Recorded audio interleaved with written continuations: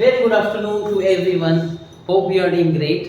आज हम पढ़ने वाले हैं केमिकल प्रॉपर्टी ऑफ एल्कोहल। और केमिकल प्रॉपर्टी ऑफ एल्कोहल में सबसे इंपॉर्टेंट हम बात, कल तो हमने एसिडिटी के क्वेश्चन खत्म कर लिए थे। आज हम जो मेन बात पढ़ेंगे वो पढ़ेंगे एस्टेरिफिकेशन रिएक्शन। एस्टेरिफिकेशन रिएक्शन, ठीक है। एस्टेरिफिकेशन, तो जनरली एस्टेरिफिकेशन का क्या मतलब होता है मैं आपको बता देता हूँ। एस्टेरिफिकेशन का मतलब है मुझे ईस्टर बनाना है। ये मेरा ईस्टर है, दिस इज द ईस्टर।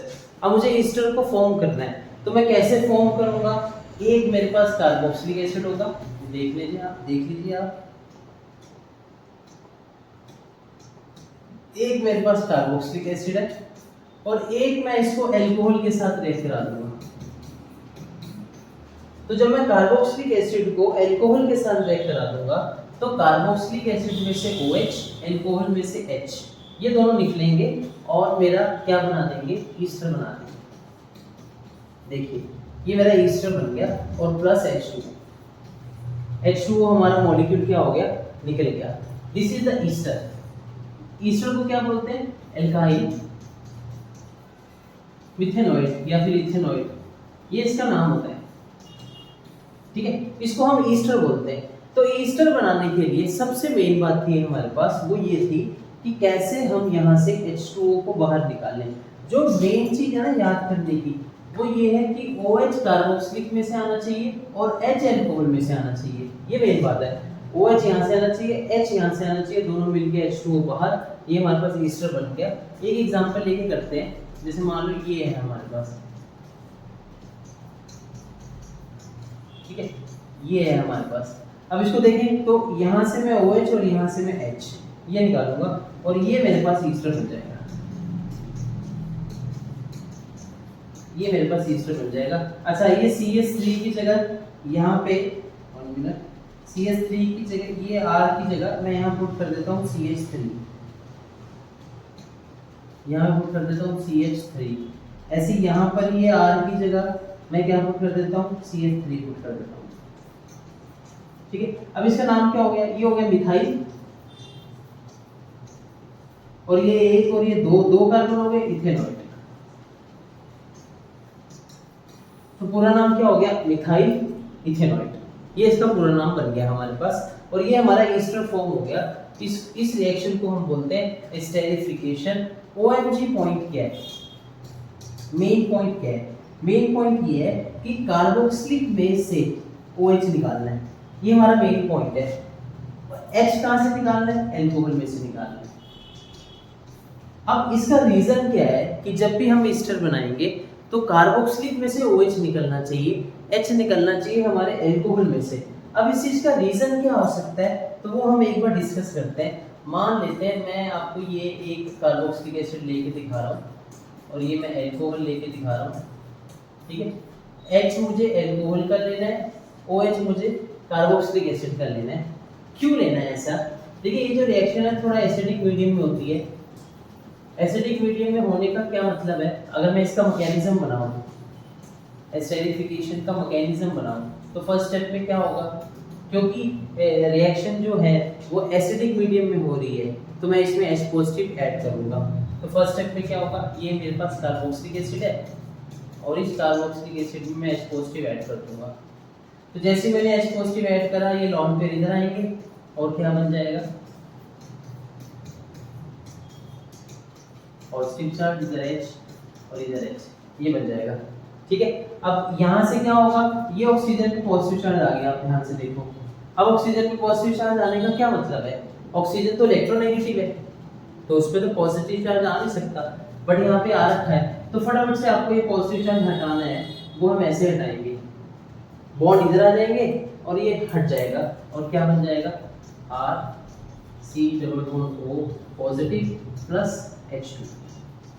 अब आप देखो ये एक इंटरमीडिएट बन गया जिसको हम कार्बोकैटायन बोलेंगे। तो अगर मैं OH निकालता हूं, अगर मैं OH निकालता हूं कार्बोक्सिलिक एसिड में से, तो मेरा इंटरमीडिएट ये बनता है, ये वाला कार्बोकैटायन बनता है। और वैसे ही मैं एक और स्टेप आपको करके दिखाता हूं। अगर मैं एल्कोहल निकालता हूँ, OH निकालता हूँ एल्कोहल में से, देखिए यहाँ देखिए, अब मैंने OH यहाँ से निकाल दिया, ये लॉन्ग पेरिस के पास आ गए, यहाँ से मैं निकाल के दिखाता हूँ। फर्स्ट स्टेप तो यही होगा, यहाँ पॉजिटिव चार्ज एक H पहले से लगा हुआ है, एक और आ गया, ठीक है। अब देखो ऑक्सीजन में पॉजिटिव चार्ज आ रहा है, तुरंत ये वाला बॉन्ड में तोड़ूंगा और यहाँ क्या बना लूंगा, R पे पॉजिटिव चार्ज प्लस में H2। अब ये कार्बोकेटायन बना है। अब आप मुझे देख के बताओ इनमें से कौन सा कार्बोकेटायन स्टेबल है। तो अगर हम चेक करें, ये वाला कार्बोकेटायन क्या है, बहुत ज्यादा स्टेबल है। ये वाला जो कार्बोकेटायन है वो क्या होगा, वो सबसे ज्यादा क्या होगा, स्टेबल होगा एज कंपेयर टू इस वाले कार्बोकेटायन से। तो जिस मैकेनिज्म में कार्बोकेटायन स्टेबल बनता है हम वो वाला यूज करते हैं। इसलिए हमेशा ध्यान रखना ये कार्बोकेटायन स्टेबल क्यों है, क्योंकि यहाँ पे देखो ऑक्सीजन है, यहाँ पे डबल बॉन्ड है, तो यहाँ पे बैक बॉन्डिंग का एक प्रोसेस हो जाएगा। बैक बॉन्डिंग का मतलब क्या होता है, जैसे ये पॉजिटिव चार्ज है ना, ये पॉजिटिव चार्ज यहाँ से खत्म हो जाएगा क्योंकि ये इलेक्ट्रोनेगेटिव है, यहाँ पाई बॉन्ड है, तो इसके कारण पॉजिटिव चार्ज खत्म हो जाएगा। और पॉजिटिव चार्ज खत्म हो गया मतलब कार्बोकेटायन स्टेबल हो गया, और कार्बोकेटायन अगर स्टेबल हो गया तो इसकी स्टेबिलिटी ज्यादा है। तो इसीलिए मैं यहाँ लिख देता हूँ, इसीलिए जो OH है ना वो कहाँ से निकालना है, OH निकालना है कार्बोक्सिलिक एसिड में से, और H कहाँ से निकालना है, एल्कोहल में से। इस चीज का आप ध्यान रखेंगे। This is known as esterification reactions, ठीक है। यहाँ तक अगर आपको पता लग गया है तो इस चीज को ध्यान में रख करके आगे चलेंगे।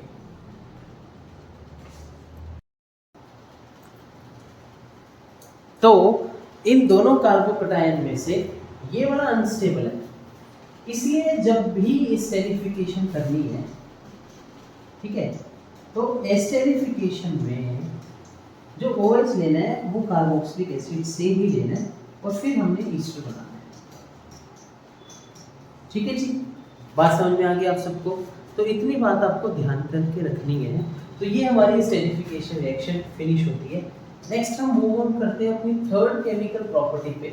फर्स्ट थी एसिडिटी, सेकंड थी एसिडिफिकेशन, अब थर्ड केमिकल प्रॉपर्टी पर आगे चलते हैं, जिसका नाम क्या है, जिसका नाम है Lucas reagent test. Lucas reagent test, ठीक है।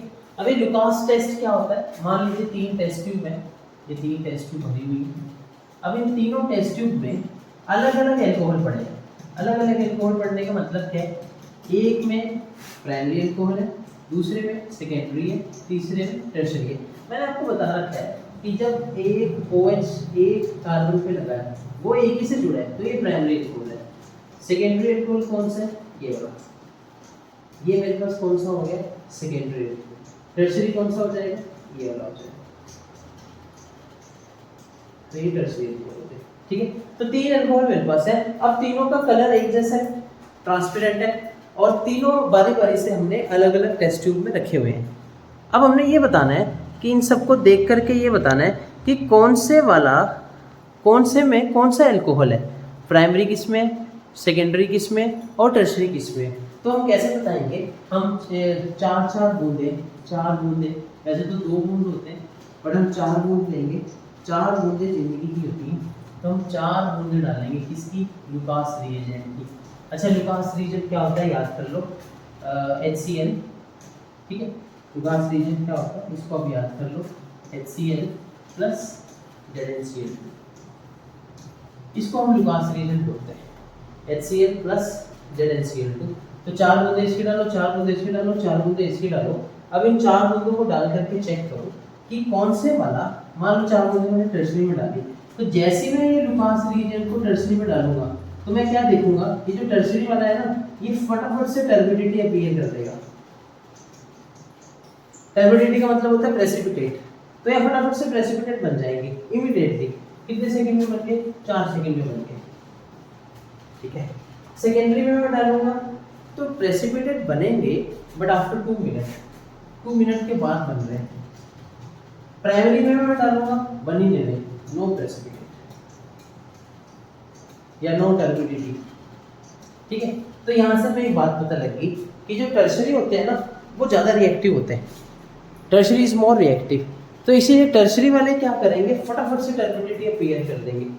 जो सेकेंडरी वाले हैं वो थोड़े लेस रिएक्टिव है, प्राइमरी वाला तो बिल्कुल ही रिएक्टिव नहीं है। तो अगर मैं रिएक्टिविटी की बात करूं, तो सबसे ज़्यादा रिएक्टिव कौन है?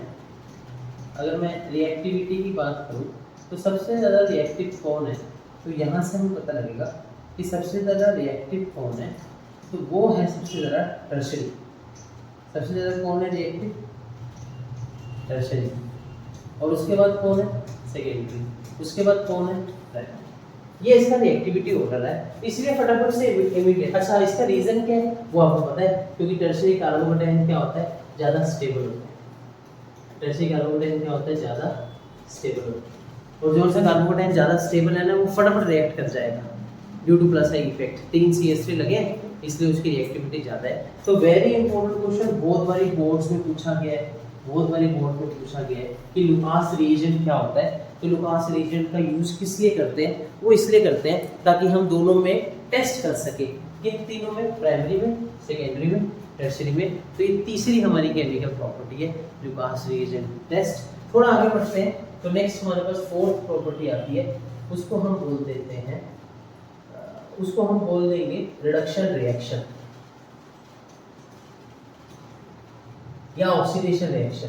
यहाँ तो ऑक्सीडेशन पढ़ेंगे, ऑक्सीडेशन रिएक्शन। ये सेम है, मैं इसको रिपीट नहीं करूँगा क्योंकि मेथड ऑफ प्रिपरेशन में मैंने ऑलरेडी रिपीट कर दिया है कि एल्कोहल लेंगे तो हमारा क्या बनने वाला है, एल्डिहाइड। ठीक है, एल्डिहाइड से क्या बनने वाला है, कार्बोक्सिलिक एसिड। इसको रिपीट नहीं करते। और कैसे करेंगे, कैसे बनेगा सर? तो यहाँ मुझे क्या करनी पड़ेगी, इसकी ऑक्सीडेशन। क्या करनी पड़ेगी, इसकी ऑक्सीडेशन करनी पड़ेगी। इसकी भी क्या करनी पड़ेगी, ऑक्सीडेशन करनी पड़ेगी। तो एल्कोहल से एल्डिहाइड बन जाएगा, एल्डिहाइड से कार्बोक्सिलिक एसिड बन जाएगा।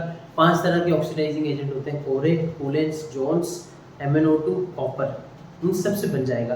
खास बात मैं थोड़ी बता देता हूँ, अगर आप टर्शरी एल्कोहल लो, यहाँ पे कौन सा एल्कोहल लो, सॉरी सेकेंडरी एल्कोहल लो। सेकेंडरी एल्कोहल का मतलब क्या होता है, CH3, CH, OH और साथ में CH3। तो ये मेरा सेकेंडरी एल्कोहल है। तो सेकेंडरी एल्कोहल की अगर आप ऑक्सीडेशन करोगे, चाहे वीक के साथ चाहे स्ट्रॉन्ग के साथ, दोनों के साथ कर सकते हैं यहाँ पे, K2Cl2O7, तो यहाँ फिक्स है, एल्डिहाइड नहीं बनेगा। सेकेंडरी एल्कोहल से हमेशा कीटोन बनता है। क्या बनता है, कीटोन बनता है। ठीक है, फिर आप कहेंगे अच्छा बना के दिखाओ, ये रहा सेकेंडरी एल्कोहल और इसकी ऑक्सीडेशन आपने करी, स्ट्रॉन्ग ऑक्सीडाइजिंग एजेंट लिए। ठीक है, तो एल्डिहाइड नहीं बनेगा, क्या बनेगा, कीटोन बनेगा। तो ये कीटोन बन जाएगा और इसी को क्या बोलते हैं, एसीटोन। ठीक है, और अगर आप टर्शरी एल्कोहल लेते हो, तो मान लो टर्शरी ले लेता हूं, ये टर्शरी है और इसकी मैं ऑक्सीडेशन करूं तो भाई कुछ नहीं होने वाला। क्यों? क्योंकि यहाँ पे H ही नहीं है। ऑक्सीडेशन तब होती है जब इस कार्बन पे H होता है। जैसे यहाँ देखो, यहाँ पर H है, तब ऑक्सीडेशन होगी। टर्शरी से कुछ नहीं बनता, बट नहीं सर हमने जिद पकड़ ली है, हम टर्शरी से भी बना के दिखाएंगे। तो क्या बना के दिखाना है टर्शरी से? यहाँ हमने यूज करना है कॉपर। अगर हम टर्शरी ले, जैसे ये टर्शरी ले लिया मैंने, और अगर टर्शरी की मैं ऑक्सीडेशन कराऊं तो यहाँ मैंने यूज करना है कॉपर 573 तक। ये कॉपर की क्वालिटी है कि वो टर्शरी एल्कोहल से एल्कीन बना देता है। क्या बन जाएगी, एल्कीन बन जाएगी। देखो ध्यान से, ये बन जाएगी एल्कीन, और ये CH3 ये पे लगाएगा। ठीक है, तो क्या बन जाएगी, एल्कीन बन जाएगी। तो ये CH3 हमारा यहीं पर होगा। ठीक है, तो आप ध्यान से देखो कि ये H यहाँ से हट जाएगा, H यहाँ से हट जाएगा। तो अब देखो यहाँ पर ये C है हमारे पास। ठीक है, ये C है हमारे पास, CH3, ये CH2। यहाँ पर देखो CH3, एक H वहां से गया, एक HOH यहाँ से गया और एक H2। तो ये मेरे पास खास बात किसकी होगी, ये मेरे पास खास बात हो गई, 1 मिनट, थोड़ा सा फर्स्ट टाइम अभी न्यू स्टार्ट किया तो ये जून हो जाता है, उसको थोड़ा सा कम करते हैं। यस, ठीक है। तो ये हमारे पास, आप ध्यान से देखेंगे तो ये हमारे पास क्या बन जाएगी, डबल बॉन्ड बन जाएगी। तो कॉपर की खास बात होती है डबल बॉन्ड बनाना। एक और खास बात बताता हूँ मैं, MnO2 की खास बात, ये भी मैंने ऑक्सीडाइजिंग एजेंट में यूज करा है। MnO2 कहाँ यूज होता है, अगर आपके पास कोई अलाइलिक चीज दी हो, एलाइलिक का मतलब क्या होता है? CH2 double bond CH single bond CH2OH, ये एलाइलिक एल्कोहल है, एलाइड एल्कोहल है, ठीक है। डबल बॉन्ड मतलब सिंगल बॉन्ड फिर OH, इसको एलाइड एल्कोहल बोलते हैं। अगर इसकी ऑक्सीडेशन आप कर दो तो यहाँ पे हम यूज करेंगे, इसका यूज करेंगे यहाँ पर हम MnO2 का, इसका यूज करने वाले हैं यहाँ पर हम MnO2। तो जैसे ही हम MnO2 को यूज करेंगे, एलाइड एल्कोहल लेंगे, तो इससे हमारा क्या हो जाएगा? एलाइड डबल बॉन्ड वैसे का वैसे ही रहेगा, ये हमारा एल्डिहाइड बन जाएगा। ये खास बात किसकी है? MnO2 की। MnO2 को यूज करते हैं हम एलाइड एल्कोहल को चेंज करने के लिए, ठीक है। तो ये सारी रिएक्शन किसकी आ गई? अच्छा मैं आपसे एक क्वेश्चन पूछता हूँ, चलो एक क्वेश्चन पूछते हैं आपसे। एक मेरे पास ये है, ठीक है, ये मेरे पास है, इसको मैंने दोनों ऑक्सीडाइजिंग एजेंट से रिएक्ट कराया, PCC से भी, PDC से भी, और साथ साथ MnO2 से भी। तो मुझे इसका आंसर बताओ, फटाफट से बताओ जो समझ में आया। तो ये PCC PDC माने वीक ऑक्सीडाइजिंग एजेंट है, ये क्या करेंगे? ये डबल बॉन्ड को भी ऑक्सीडाइज कर देंगे, देखो डबल बॉन्ड को भी सिंगल में कन्वर्ट कर देंगे, और इससे क्या बना देंगे? एल्कोहल से क्या बना देंगे? एल्डिहाइड बना देंगे, ठीक है। ये एल्कोहल से क्या बना देंगे? एल्डिहाइड बना देंगे। बट MnO2 क्या करेगा? केवल इसी को ही चेंज करेगा, डबल बॉन्ड को चेंज नहीं करेगा वो, देखो केवल एल्कोहल से ही क्या बनाएगा? एल्डिहाइड बनाएगा।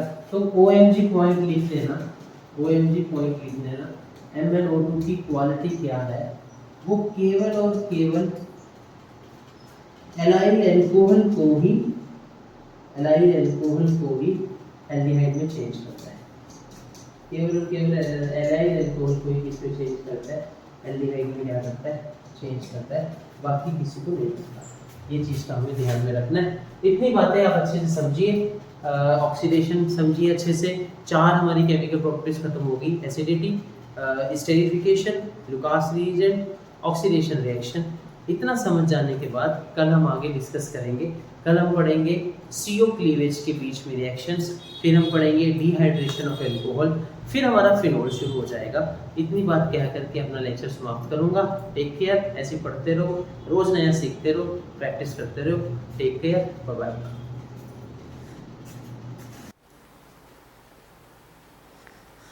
हाँ जी बच्चों, क्या हालचाल? आज हम पढ़ने वाले हैं एल्कोहल फिनोल। हम सबको पता है हमारी सीरीज़ चल रही है, तो उसमें हमारी केमिकल प्रॉपर्टीज़ ख़त्म होने की कगार पर हैं। कल हमने एस्टेरिफिकेशन के बारे में सारा पढ़ लिया था। आज जो हम पढ़ने वाले हैं, आज हम पढ़ने वाले हैं केमिकल प्रॉपर्टी ऑफ एल्कोहल में वो वाली reactions involving CO cleavage in alcohol, COOH cleavage in alcohol.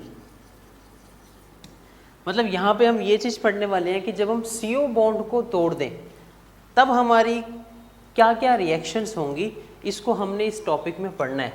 तो अगर आपको हेलो एल्केन्स याद है तो method of preparation of haloalkanes में हम ये रिएक्शंस पढ़ते थे। जैसे कि मैं आपको बताता हूँ, फर्स्ट रिएक्शन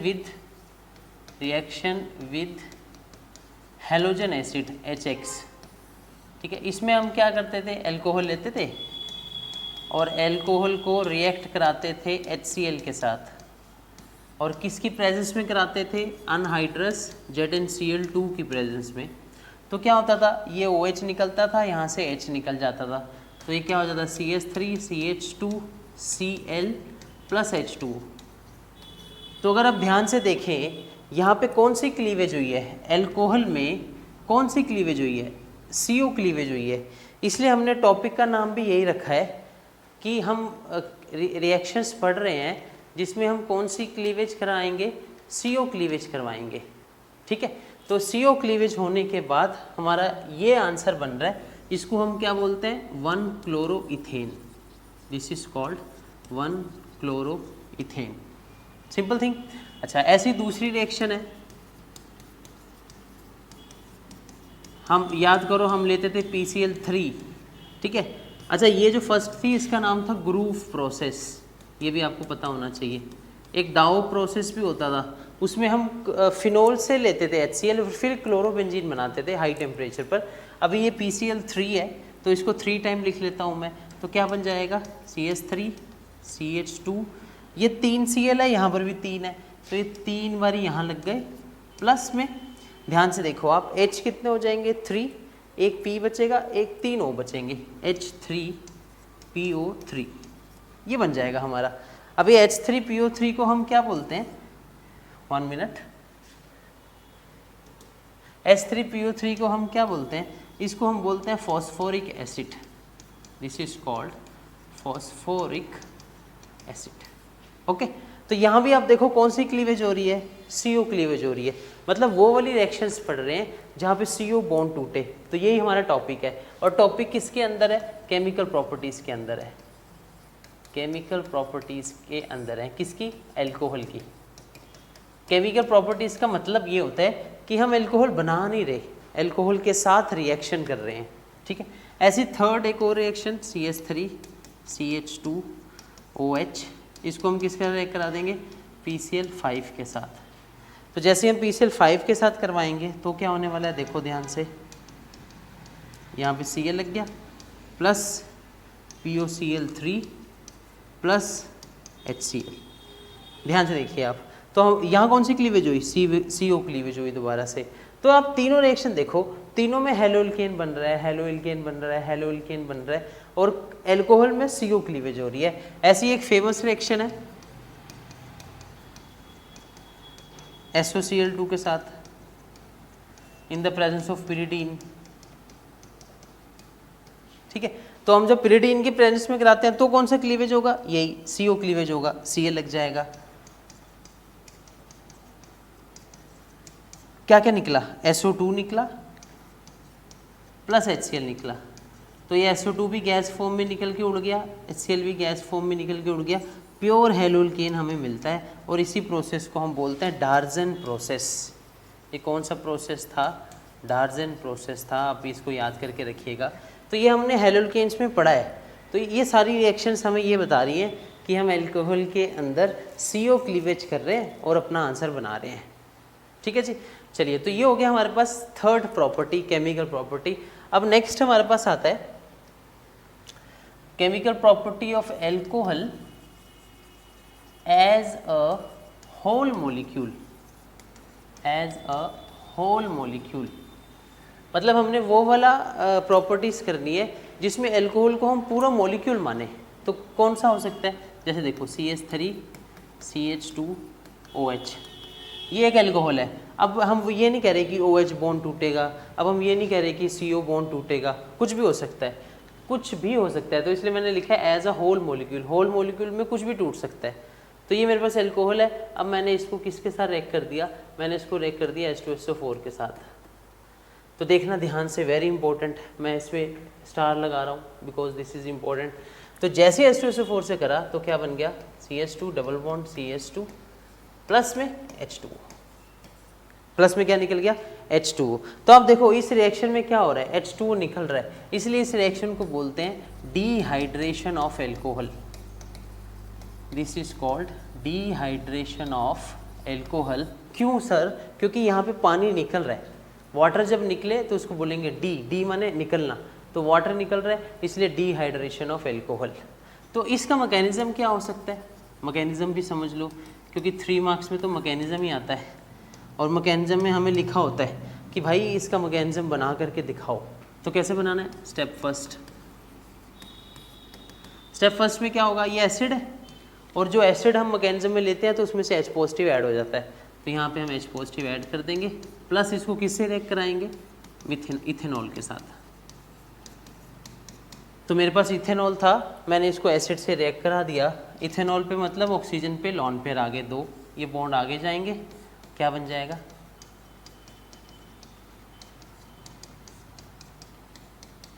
ऑक्सीजन पे कौन सा चार्ज आ जाएगा, पॉजिटिव का चार्ज आ जाएगा।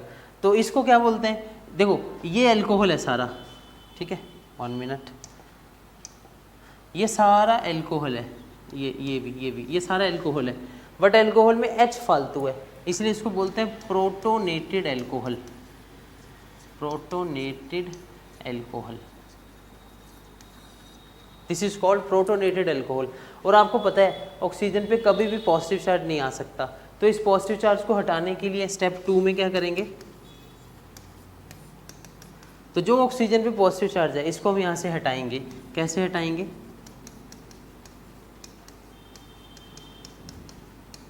ये बॉन्ड को हम क्या करेंगे, यहाँ पे फेंक देंगे। देखो इस बॉन्ड को हम इधर फेंक देंगे। क्यों? क्योंकि ऑक्सीजन पे पॉजिटिव चार्ज हटना चाहिए, क्योंकि ऑक्सीजन नेगेटिव है। तो क्या बन जाएगा हमारे पास? पॉजिटिव प्लस ये सारा क्या हो जाएगा? H2। ये H2 बाहर निकल गया। तो ये क्या बन गया हमारे पास? कार्बोकैटायन। और यहाँ थोड़ी देर आपको सांसें खींचनी है, लंबी खींचना। यहाँ थोड़ी देर आपको लंबी सांसें खींचनी है। और जब आप सांसें खींचेंगे ना तो आपको पता लगेगा ये कार्बोकैटायन बन रहा है। तो अगर आपके बस में हो, यहाँ पे ध्यान से सुनना मेरी बात, अगर आपके बस में हो तो इस कार्बोकैटायन को टर्शरी बना देना, या सेकेंडरी बना देना, या प्राइमरी बना देना। सेकेंडरी बनाओगे, टर्शरी बनाओगे तो अच्छा होगा एज़ कम्पेयर टू प्राइमरी के। बट ये तो भी अरेंजमेंट करा के हमने डिस्कस किया है कि अरेंजमेंट्स कैसे कराते हैं। अभी ये तो टर्शरी है तो इसको तो ऐसे ही रहने दो। स्टेप थर्ड में क्या करेंगे? ये जो कार्बोकैटायन बन गया है,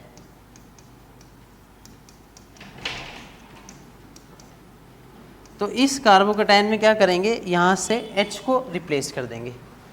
H को क्या कर देंगे, यहाँ से रिप्लेस कर देंगे और ये बॉन्ड हमारा आगे ट्रांसफ़र हो जाएगा। सिंपल। क्योंकि कार्बोकैटायन की स्टेबिलिटी बतानी है हमने, तो स्टेबिलिटी हम कैसे बताएं? H को क्या कर दें, यहाँ से रिप्लेस कर दें। तो H आगे चला गया, यहाँ पर हमारा डबल बॉन्ड फॉर्म हो गया, प्लस में H positive. So this is called ethene formation and either you say that dehydration of alcohol। तो यहाँ पर क्या हो रही है? डिहाइड्रेशन हो रही है। डिहाइड्रेशन का मतलब क्या है?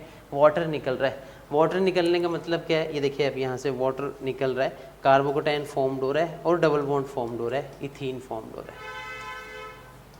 सिंपल। तो ये 3 स्टेप है मैकेनिज्म के। ये 3 मार्क्स में क्वेश्चन बहुत बारी आपको बोर्ड्स में पूछा गया है। एक्सप्लेन द, नाम सीधा लिखा आएगा, explain the mechanism of dehydration of alcohol. तो आपने यहाँ से 3 स्टेप करने हैं और यहाँ से आपने तीनों स्टेप से मैकेनिज्म को फॉर्म कर देना है। क्लियर इतनी बात? ठीक है। अभी यहाँ पर कुछ 2 रूल्स लगते हैं, उन रूल्स के बारे में भी डिस्कस करेंगे। इस चीज़ को आप नोट कर लें, ठीक है। सबसे इम्पोर्टेंट यहाँ पर एक और बात है। मान लो मैं ये वाला एल्कोहल देता हूँ आपको, ये वाला एल्कोहल दे दिए। ये कौन सा एल्कोहल है? ब्यूटेन 2-ओल है, ठीक है। और मैं कहता हूँ इसमें डिहाइड्रेशन करो। डिहाइड्रेशन का मतलब क्या है? H2SO4 लो, ठीक है। और H2SO4 लेकर के डिहाइड्रेशन मतलब वाटर निकालो, तो वाटर निकाल देते हैं। H2 हमने निकाल दिया। अब कैसे निकालेंगे वाटर? तो यहाँ पे हमारे पास क्या है? OH है। तो ये OH क्या है? अल्फा है। और अल्फा के साथ क्या होते हैं? बीटा। तो ये बीटा हमारे पास अब 2 हैं, अल्फा के साथ 2 बीटा हमारे पास लगे हैं। यहाँ पे 3 H हैं और यहाँ पे 2 H हैं। तो हम अब आपने ये चूज़ करना है, ये सिलेक्शन आपकी है कि H हम कहाँ से निकालें। OH तो ये है, H कहाँ से निकालें ताकि हमारा H2O रिलीज़ हो जाए और डबल बॉन्ड बन जाए। तो हमेशा ध्यान रखना कि one thing in your mind, तो यहाँ पे हम लगाएंगे सेटजेफ रूल, ठीक है। और सेटजेफ रूल हमें क्या बोलता है कि when ever you eliminate the water molecule, तो OH और साथ में H हमने कहाँ से लेना है? लेस बीटा वाले, लेस हाइड्रोजन जिस कार्बन पे लगे हैं, जिस बीटा कार्बन पे लगे।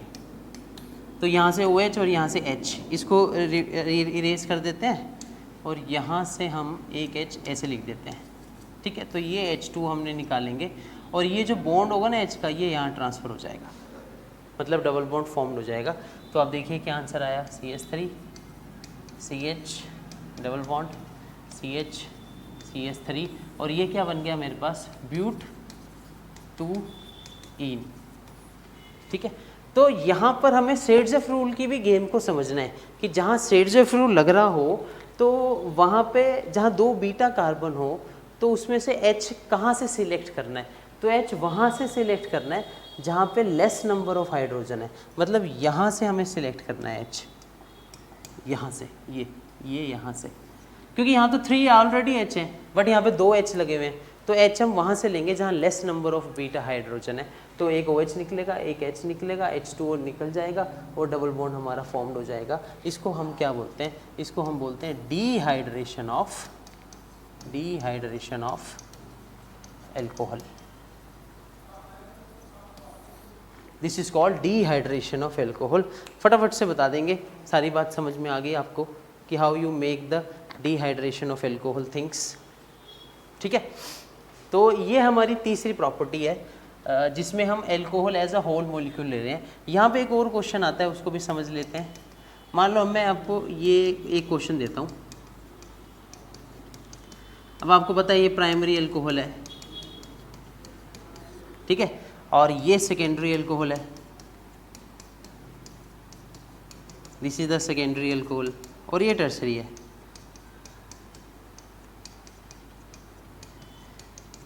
तो एक प्राइमरी, एक सेकेंडरी, एक टर्सरी है। इनको तीनों को बारी बारी रिएक्ट कराना है in the presence of H2SO4, in the presence of H2SO4, H2SO4।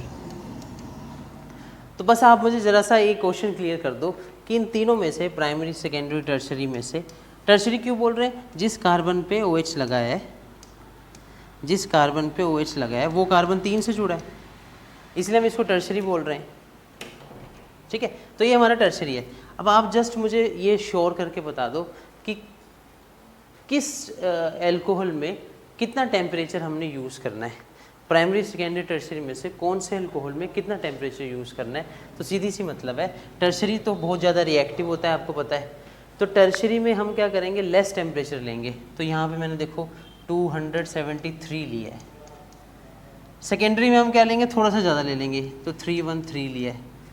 और प्राइमरी में हम क्या लेंगे, इससे भी ज़्यादा लेंगे, 483 लिया है। तो आप टेम्परेचर की गेम समझ रहे हैं। तो टेम्परेचर टर्शरी में हम कम ले रहे हैं, क्यों? क्योंकि because already tertiary more reactive है, वो इतना रिएक्टिव पहले से ही खुद है, तो इसलिए हम कम टेम्परेचर लेंगे और हमारी एल्कीन क्या हो जाएगी, यहाँ पे फॉर्म्ड हो जाएगी। एल्कीन हमारी क्या हो जाएगी, प्लस H2O निकलेगा, इसलिए हम इसको बोल रहे हैं डिहाइड्रेशन ऑफ एल्कोहल। अगर आपको एल्कोहल बनाना आता है ना, तो एल्कोहल की ये उल्टी रिएक्शन है। आप मेथड ऑफ प्रिपरेशन में चेक करो, आपने एल्कोहल बनाया था, कैसे बनाया था, हाइड्रेशन की थी डबल बॉन्ड की। अब यहाँ उल्टा हो रहा है, देखो ये हमारे पास एल्कोहल है, हम एल्कोहल से डबल बॉन्ड बना रहे हैं। वहाँ पे हमने बोला था हाइड्रेशन ऑफ एल्कीन, और यहाँ पर हम क्या बोल रहे हैं, डिहाइड्रेशन ऑफ एल्कीन, क्योंकि वाटर निकाल रहे हैं और डबल बॉन्ड बना रहे हैं, तो that's why we call dehydration of alkene. इतनी बात अगर आपको समझ में आ गई तो आपका ये वेरी इंपॉर्टेंट क्वेश्चन है, इसका मैकेनिज्म क्या है मैंने आपको बता दिया, यहाँ पर हमारा क्लियर हो जाएगा। What is the name of the reaction, dehydration of alcohol. Simple thing. तो ये हमारी कुछ केमिकल प्रॉपर्टीज़ थी जो कि हमने ख़त्म करी। अब हम मूव ऑन कर रहे हैं अपने नेक्स्ट टॉपिक पे। मैंने आपको बताया था एल्कोहल में 4 टॉपिक होंगे। First nomenclature, method of preparation, और third one is physical property, fourth one is chemical property. तो अभी मैं डिस्कस कर लेता हूँ फिजिकल प्रॉपर्टी पे। Physical property of alcohol.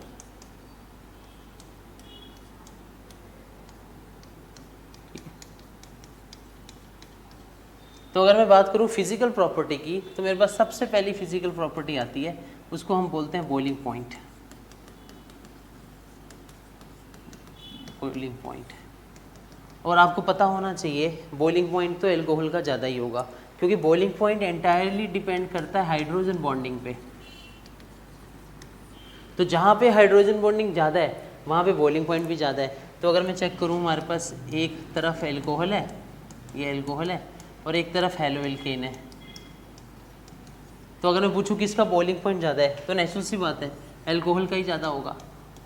क्यों? क्योंकि यहाँ पे हाइड्रोजन बॉन्ड फॉर्म्ड है, हाइड्रोजन बॉन्ड बना हुआ है, तो इसलिए यहाँ पर बॉइलिंग पॉइंट तो इसका ज़्यादा ही होना है। तो इसका बॉइलिंग पॉइंट ज़्यादा है एज़ कम्पेयर टू हेलोएल्केन के। आंसर क्या लिखोगे, ड्यू टू हाइड्रोजन बॉन्डिंग। वैसे बॉइलिंग पॉइंट जो है वो जनरली 3 बातों पे डिपेंड करता है। फर्स्ट, नंबर ऑफ कार्बन पे, सेकंड सरफेस एरिया पे, और फोर्थ, थर्ड नंबर पे आपकी हाइड्रोजन बॉन्डिंग पे। ठीक है। अच्छा, हाइड्रोजन बॉन्डिंग भी यहाँ पर आप समझो, अगर मैं आपसे ये क्वेश्चन पूछूं, ये फिनोल है मेरे पास, ये NO2 लगा हुआ है, तो दिस इज ऑर्थोनाइट्रोफिनोल, और ये भी फिनोल है, बट यहाँ पे NO2 पैरा पे लगा हुआ है। तो अगर मैं इन दोनों से पूछूं किसका बॉइलिंग पॉइंट ज़्यादा है, तो सीधा सा मतलब है पैरा वाले का ज़्यादा होगा। क्यों सर? क्योंकि मैंने आपको बता रखा है ऑलरेडी, हाइड्रोजन बॉन्डिंग भी दो तरह की होती है, एक होती है इंटर हाइड्रोजन बॉन्डिंग, एक होती है इंट्रा हाइड्रोजन बॉन्डिंग।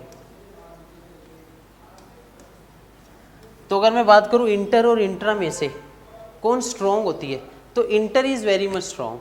इंट्रा क्या होती है? जब ये मॉलिक्यूल आपस में ही बॉन्ड बना ले, जैसे यहाँ HN से जुड़ के आपस में बना लेगा, तो ये कौन सी हाइड्रोजन बॉन्डिंग है? Intra hydrogen bonding. इंट्रा का मतलब है आपस में ही जुड़ गए मॉलिक्यूल। और इंटर कौन सी होती है? ये पैरा वाला है, एक और पैरा वाला इससे जुड़ेगा, एक और पैरा वाला इससे जुड़ेगा, और ये आपस में बॉन्ड बनाएंगे, इसको बोलेंगे इंटर। और inter very much strong, force ज़्यादा होती है इंटर की, इसलिए बॉइलिंग पॉइंट भी किसका ज़्यादा होगा?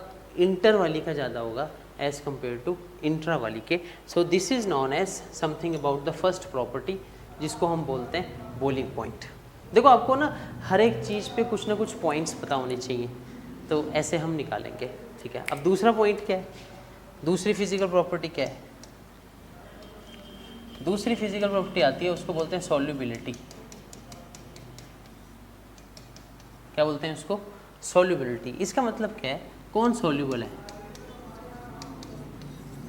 जैसे मैं आपसे क्वेश्चन पूछता हूँ, वाई नमक NaCl नमक सॉल्युबल इन वाटर। ये क्वेश्चन सिंपल सा है कि नमक पानी में क्यों घुल जाता है, तो आप आंसर बोलेंगे, आप आंसर बोलेंगे ये रहा पानी, आज ब्लू है पानी पानी पानी पानी पानी पानी, ये ब्लू पानी है और इसमें मैंने NaCl डाल दिया और ये रहा पानी। तो जैसे ही NaCl को मैं पानी में डालूंगा ना, तो क्या होना शुरू हो जाएगा? NaCl और पानी के बीच में बॉन्ड बनना चालू हो जाएंगे, और बॉन्ड बनेंगे तो एनर्जी निकलेगी, उस एनर्जी को बोलते हैं डेल्टा। तो सॉल्युबिलिटी के लिए एक पॉइंट तो वो था अभी जो हमने पढ़ा कि नॉन पोलर होगा, पोलर होगा तो पोलर में घुलेगा, नॉन पोलर होगा तो नॉन पोलर में घुलेगा।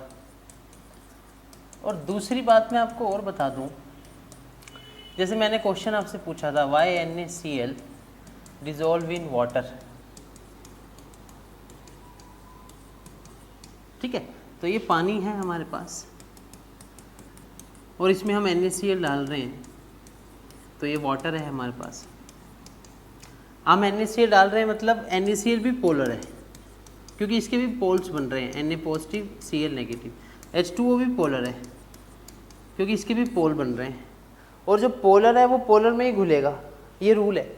इसको बोलते हैं like dissolve like, like dissolve like. तो इस करके हम बोल सकते हैं NaCl is dissolve in polar. अगर नॉन पोलर कोई चीज़ होती तो वो नॉन पोलर में ही डिजोल्व होती। अच्छा, नॉन पोलर कौन कौन से हैं? जैसे बेंजीन, जैसे ईथर, जैसे क्लोरोफॉर्म, ये तीनों नॉन पोलर हैं। तो नॉन पोलर हैं तो वो नॉन पोलर में ही घुलने वाले हैं, पोलर हैं तो वो पोलर में घुलेंगे। अब NaCl क्यों वाटर में घुल गया, इसका आंसर हम कैसे लिखेंगे?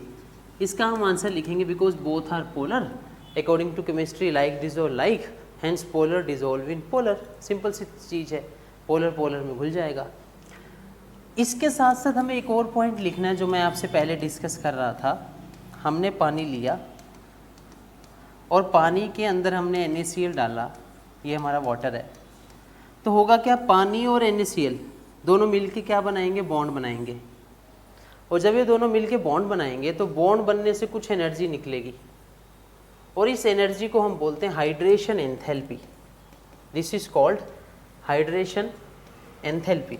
तो what do you mean by hydration enthalpy? When the solute and solvent both mix together and they will make a bond, and this bond is known as hydration enthalpy. Clear है? तो इसको मैं लिख देता हूँ कि डेल्टा H, हाइड्रेशन एंथैल्पी। तो hydration enthalpy निकली एनर्जी रिलीज हुई, एनर्जी निकली जिसको हाइड्रेशन हमने बोला, और उसने क्या करा, पानी के जो बॉन्ड्स थे, पानी के जो बॉन्ड्स थे उसको ब्रेक कर दिया। माने पानी के बॉन्ड्स को ब्रेक करने के लिए जितनी एनर्जी चाहिए उसको बोलते हैं lattice enthalpy. This is called lattice enthalpy.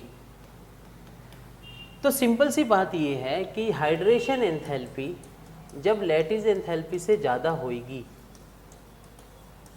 ये रूल है कि हाइड्रेशन एंथैल्पी जब लैटिस एंथैल्पी से ज़्यादा होगी तो हमारा सोल्यूट जो है वो पानी में क्या होगा, घुल जाएगा, सॉल्वेंट में क्या होगा, घुल जाएगा। ये कंडीशन साथ साथ होनी चाहिए। अब क्वेश्चन में उन्होंने लिखा हुआ घुल गया, देखिए क्वेश्चन वाले हेल्प कर रहे हैं आपकी, क्वेश्चन में लिखा हुआ घुल गया तो आप सीधा सा बोलेंगे इसीलिए घुल गया होगा क्योंकि उसकी हाइड्रेशन एंथैल्पी लैटिस एंथैल्पी से क्या होगी ज़्यादा होगी, इसलिए वो क्या हो गया, इसके अंदर डिसोल्व हो गया। तो सोल्युबिलिटी में ऐसा क्वेश्चन आता है, मैं आपसे एक ऐसा क्वेश्चन पूछता हूँ। क्वेश्चन है why alcohol not dissolve in benzene. इसका आंसर क्या दोगे आप, बताओ। Why alcohol not dissolve in benzene, तो इसका आंसर हम ऐसे देंगे, जो एल्कोहल है ROH, ये तो पोलर है, नेगेटिव चार्ज पॉजिटिव चार्ज, ये तो पोलर है। और बेंजीन जो है वो अभी मैंने आपको बताया, बेंजीन, क्लोरोफॉर्म, ईथर, ये सब कौन होते हैं, ये सब होते हैं नॉन पोलर। तो पोलर कैसे नॉन पोलर में घुल सकता है, बिल्कुल भी नहीं घुल सकता। तो आप इसका आंसर दे देंगे because alcohol is polar but benzene is non polar, इसलिए they not follow like dissolve like, follow नहीं कर रहे तो ये नहीं घुल सकते। सेकंड पॉइंट में आप लिखेंगे ये हमारे पास थी बेंजीन, इसके अंदर आपने एल्कोहल डाला और ये हमारे पास बेंजीन है,